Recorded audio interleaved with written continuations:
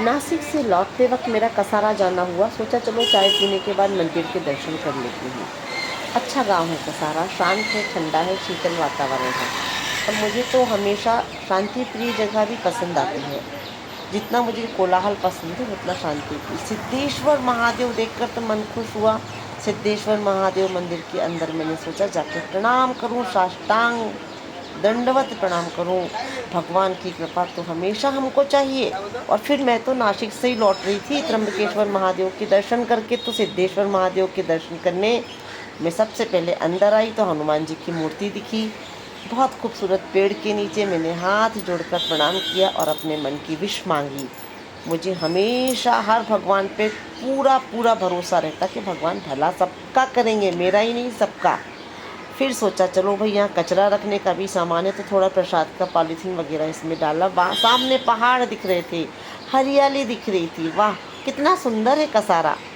नासिक से सिर्फ 90 किलोमीटर दूर। और नासिक से मैं कसारा आई थी एक टेम्पो में बैठकर। चलो आते हैं मंदिर के अंदर। वाह इतना सुंदर मंदिर, इतना साफ सफाई, नीचे टाइल्स चमक रहे थे, सामने भगवान की मूर्ति विराजमान थी। बहुत ही शांत और बहुत ही भक्तिमय आस्थामय वातावरण था। अंदर जाते ही सबसे पहले भोलेनाथ के दर्शन किए और उसके बाद मैंने देखा यहाँ पर सबसे पहले गणपति बप्पा भी बैठे हुए हैं। वाह वाह क्या बात है, गणपति बप्पा के भी दर्शन हो गए।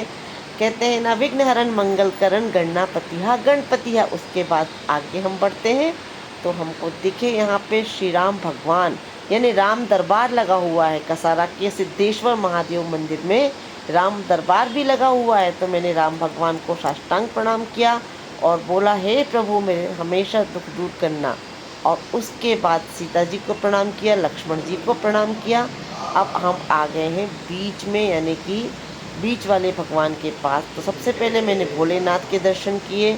भोलेनाथ के दर्शन करने के बाद मैंने आदि योगी को प्रणाम किया, भोलेनाथ को प्रणाम किया और देवों के देव महादेव से आप सबके लिए कामना की कि सभी लोगों का परिवार सुखी रहे, कोई बीमारी दुख दर्द ना आए। बहुत अच्छा लगता है जब भी मैं महादेव के सामने आती हूँ, सारे दुख दर्द महादेव जी के चरणों में अर्पित कर देती हूँ। भगवान आप ही मुझे संभालोगे, मेरी कोई शक्ति कोई सामर्थ्य नहीं है, बस आपका हाथ मेरे सर पर, मेरे परिवार के सर पर होना चाहिए। और हमारे पास कुछ भी नहीं है प्रभु आपको देने के लिए। उसके बाद हम आ जाते हैं माता रानी के पास, क्योंकि नवरात्रि चल रही है और आज अष्टमी का दिन था। तो मैंने या देवी सर्वभूतेषु शक्ति रूपेण संसिष्टा बोलते हुए माता रानी को प्रणाम किया, माता रानी को आंख बंद करके प्रार्थना की। और उसके बाद मैंने सोचा कि चलो भाई माता जी का भी प्रणाम हुआ, भगवान देवादिदेव महादेव जी को भी प्रणाम किया। और अब ऊपर देखा तो मुझे याद आया ये तो गुलशन कुमार है जिन्होंने हनुमान जी के बहुत अच्छे भक्ति गीत गाए थे, तो उनको भी मैंने प्रणाम किया। इतने सुंदर गायक गायन करते थे कि इनके एक एक भजन सुनने के लिए मैं घंटों बैठी रहती थी।